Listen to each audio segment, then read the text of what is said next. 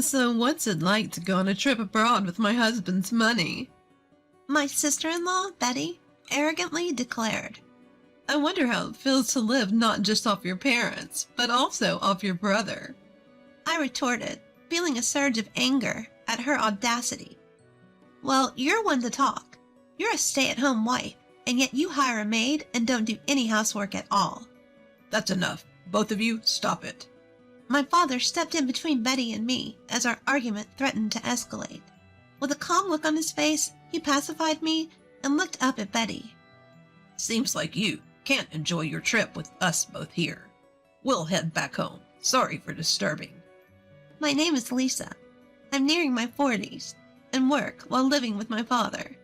My mother passed away due to illness 10 years ago, and my younger brother Jake, who is 5 years younger, has already married and left home. I live modestly with my father in our spacious house. It's not that I can't afford to live alone. I choose to live with my father because I'm worried about him. After losing my mother, he started having frequent health issues and was forced to quit his job as he neared retirement.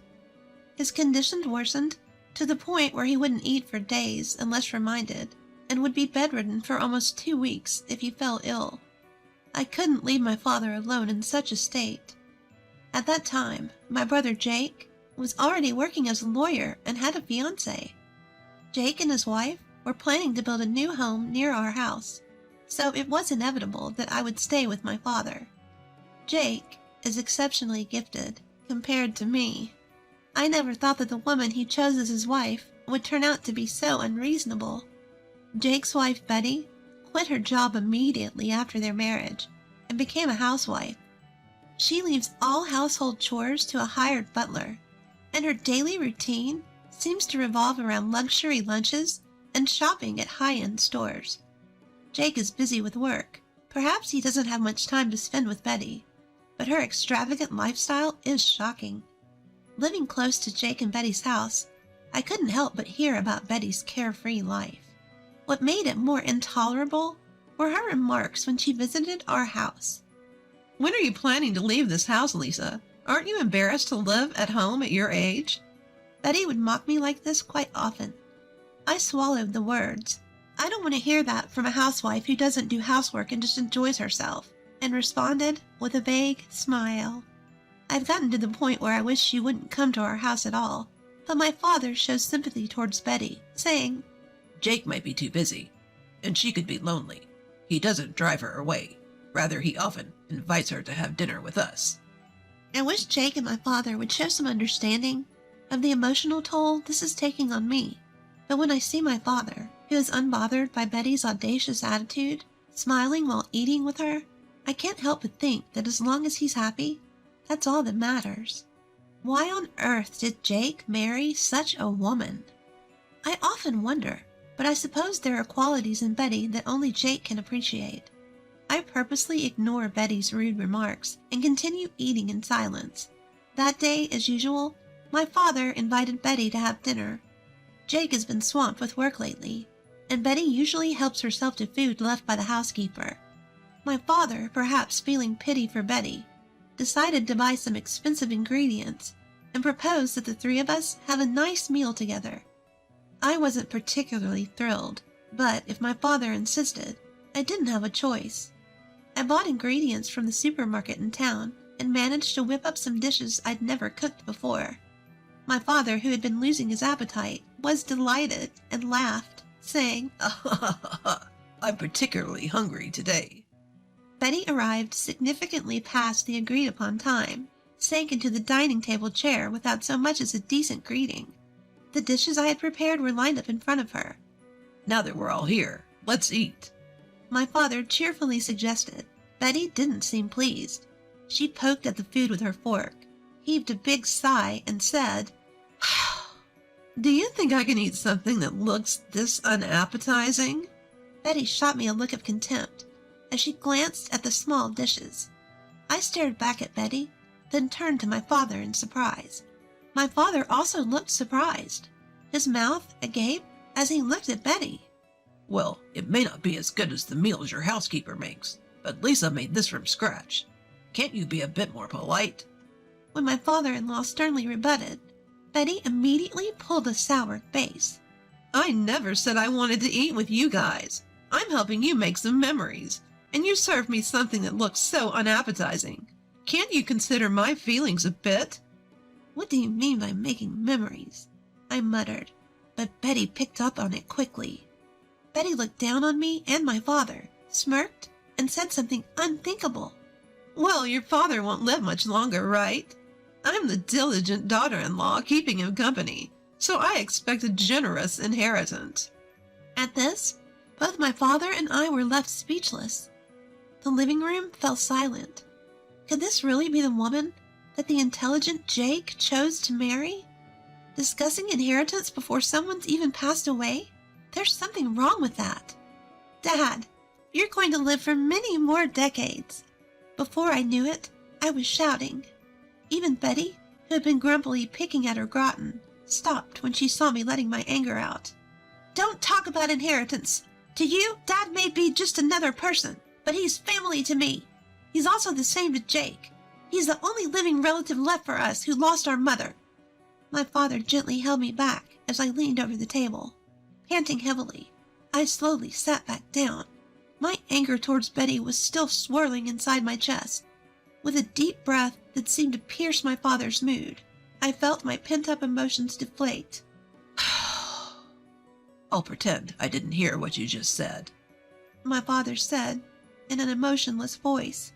Immediately, Betty's scoff came flying. All I did was state the facts. I don't want the inheritance taken away by a woman who's still living in her parents' house.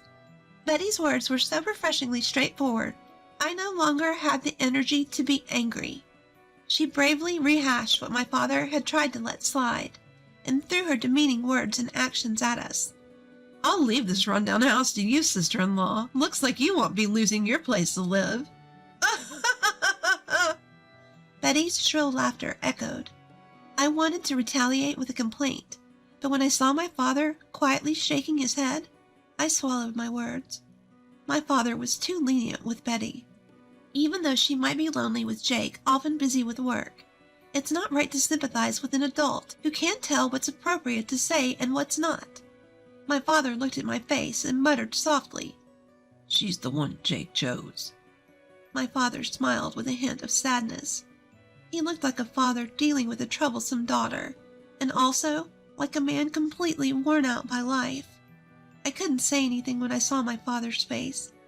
I had things to say to both my father and Betty, but I wanted to know what Jake thought about all this more than anything. Does Jake know about Betty's behavior? If he's aware of it and just letting it slide, I have to say something as his sister. In the end, Betty barely touched the food I made and left early after a brief conversation. Only my father and I were left in the large living room. Creating memories, huh? Maybe she's right. I quietly exhaled as I noticed my father's figure suddenly seeming smaller when he murmured that. Due to Jake's suggestion, our family decided to go on a trip to France. My father wanted to go to France while he could still walk on his own, so Jake and I planned the trip. Of course, I initially asked Jake to take Dad and go on the trip with just the three of them, without me. Betty would always make snide comments toward me if I was present. I didn't want to ruin the cheerful atmosphere of the trip. However, Jake insisted that it would be best to have someone who usually observes Father's condition, so he ended up purchasing 4 tickets. I reluctantly agreed to accompany them on the trip to France, and as I expected, Betty was in a bad mood the whole time and didn't exchange a single word with anyone on the plane. Once we landed, we went straight to the heart of Paris and enjoyed sightseeing. My father was unbelievably energetic, exploring everywhere. Betty seemed to lighten up a bit when Jake bought her a brand-name bag. She walked arm in arm with Jake, but I couldn't help but notice that Jake didn't look particularly happy. At that moment, I accidentally made eye contact with Betty. She glared at me so fiercely that my heart jumped. By the way, why is Lisa here with us? Betty let go of Jake's arm and confronted me. I asked her to come. In case something happens to Dad, we need someone who can handle it. Jake tried to step in to help, but it seemed like his words didn't reach Betty. She kept staring at me, snickering. What's it like to go on a trip overseas with my husband's money? Airfare isn't cheap, so don't be extravagant, Betty said arrogantly. We're staying in a suite at the hotel, but it would be fine for Lisa to sleep outside, right? Jake called Betty's name sharply, trying to stop her, but she didn't listen. How does it feel to live not only off your parents, but also off your brother? I felt the blood rush to my head at that comment. Betty, you're the one living off Jake. Even though you're a housewife, you hired a housemaid and don't do any housework. Enough. Both of you, stop it. My father intervened just as Betty and I were about to get into a quarrel. With a serene expression, Dad calmed me down, glancing at Betty. It seems our presence is spoiling your trip. We'll go home. Sorry for disturbing you. Lisa, could you check the bus schedule to the airport? Without anger or distress, he calmly made his declaration. A smile spread across Betty's face, while a look of panic raced across Jake's. Wait a minute. What should we do when you guys are gone? Jake had a sudden realization and tried desperately to keep us from leaving. However, once Dad decided to go home, his resolution was firm. He had me check the bus to the airport, and he quickly set off in the opposite direction towards the bus stop. I had no choice but to follow Dad, while keeping an eye on my brother and his wife. We'll be just fine without the old man and old lady. Betty's voice echoed from behind us. I was momentarily angered at Betty treating Dad as an old man, but I had no time to waste on her. I chased after Dad, who was walking ahead, while hearing Jake's cries of anguish and Betty's insults thrown at him. Jake barged into the cafe near the airport where we were having tea, looking desperate. His forehead was covered in an extraordinary amount of sweat, signaling something was amiss. In a frenzy, Jake rushed to our table and bowed his head to us. I'm sorry about earlier. I'll apologize properly later, but for now, I need help with Betty. Jake bowed deeply, pleading with Dad. Dad and I looked at each other in surprise. What happened to Betty? When I asked in place of Dad, Jake began to explain with renewed energy what happened after we left. After we boarded the bus to the airport, Jake and Betty took a taxi to the hotel. The problem occurred after they got in the taxi. The English that worked at the tourist spots didn't seem to work with the taxi driver. Neither of them spoke French, and they couldn't understand what the driver was saying. The driver was asking them something, but they responded without really understanding. As a result, Jake said that when he paid the money and got off, the driver drove away with Betty still inside. I can't get through to Betty on the phone. She might have been mugged or something after she was dropped off, Jake said, his face turning pale, probably figuring it would be faster to rely on us rather than trying to cope on his own, and winding up out of his depth. Jake, who doesn't understand French, asked for our help. My father and I can speak French perfectly. Betty appears to think of my father as an old man who can't do anything, but he used to be a French teacher, and I, too, am a current French teacher. This trip to France was planned by Jake, wanting my father to reminisce about his youth. Once my father arrived in France, he seemed filled with nostalgia and vitality, perhaps remembering his time studying abroad. Since I, too, had studied abroad in France during my student days, after parting ways with my brother and his wife, we slowly talked about our time studying here. My father listened to the stories with a serious expression and eventually gave a slow nod. Let's return to the city center. I bet the taxi that dropped you guys off is waiting for its next fare there. With my father's command, we quickly got ready and set off on a journey to find Betty, who had been left somewhere. My father and I split up to look for the taxi that had dropped off my brother and his wife after returning to the city center. Most taxi drivers speak French without resorting to English. Before me, my father found the taxi that had taken them, and quickly arrived at the location where Betty was said to have been dropped off. Fortunately, Betty was there, exactly where she had been dropped off, unhurt, slumped over. It was good that she was uninjured, but as soon as she arrived, she seemed to have been pickpocketed, and all her bags and valuables were gone, leaving her sitting there penniless. When Betty saw Jake's face, Tears welled up in her eyes, but she quickly scowled when she saw us. What are they doing here? Betty, who was plainly grumpy, asked Jake, and he sighed heavily. If it weren't for the two of them, you'd have been left here penniless forever, you know. Show some gratitude. Betty's eyes rounded in doubt. What do you mean? Without them, our trip would have been a disaster. You and I, we can't speak French. That's why we ended up like this. But these two are different. Both are French teachers, far better than me. Betty looked uncomfortable, her gaze flitting over to us. A bad thought sprouted in me, and I dropped the quiet words to Betty. If we hadn't found you, you might have been sleeping rough here.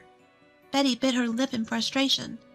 And also, the expenses for the trip were split equally between Jake and me. How's that? An overseas trip fully enjoyed on the money of an old lady living at her parents'? At this, Betty's shoulders began to shake. It's your father's money anyway, isn't it? To Betty's counter-argument, my father gently shook his head. I didn't do anything. Lisa and Jake, they're doing well on their own. They're my pride and joy. Just when I thought Betty was glaring at me intently, she fell silent without saying a word. Even though she had been helped, she didn't utter a single word of thanks. I had a mountain of things I wanted to say to her, but my father whispering, "Take it easy," made me hold back and keep my mouth shut. For Betty, this must have been an incredibly humiliating event. She must not have expected to be saved by the one she had been looking down upon. Even Jake seemed fed up with Betty's stubborn antagonism towards us, his face showing clear signs of frustration. Well, now that the issue has been resolved, shall we resume sightseeing? Let's go to a restaurant I used to frequent when I was studying here. My father suggested cheerfully. At my father's bright words, the family was once again united. We ignored the depressed Betty and thoroughly enjoyed our trip in France. Upon our return to the States, Jake was constantly apologizing to us, and he surprisingly and abruptly divorced Betty. Shocked, I asked him why they had married in the first place. Apparently, Jake had married Betty because she claimed to be pregnant and insisted he take responsibility. After they married, it turned out that her claim of being pregnant was a lie. However, Jake said he couldn't easily file for divorce due to concerns about his public image. However, his patience with Betty, who looked down on my father and me, had run its course, leading him to decide on the divorce. After the divorce, Betty was kicked out of their new home and couldn't continue her life as a housewife anymore. Of course, there was no maid to take care of the housework for her. What's more, due to a pickpocket incident during our trip to France, Betty ended up losing half her assets. She must be working hard, breaking a sweat by now. My father, remembering his younger days during our trip to France, became noticeably more cheerful and lively. I quit my long-term teaching job at school and am now busy running a French language school at home after some renovations. I'm hoping that my father will also teach French in our school someday. Our dreams as a family continue to expand.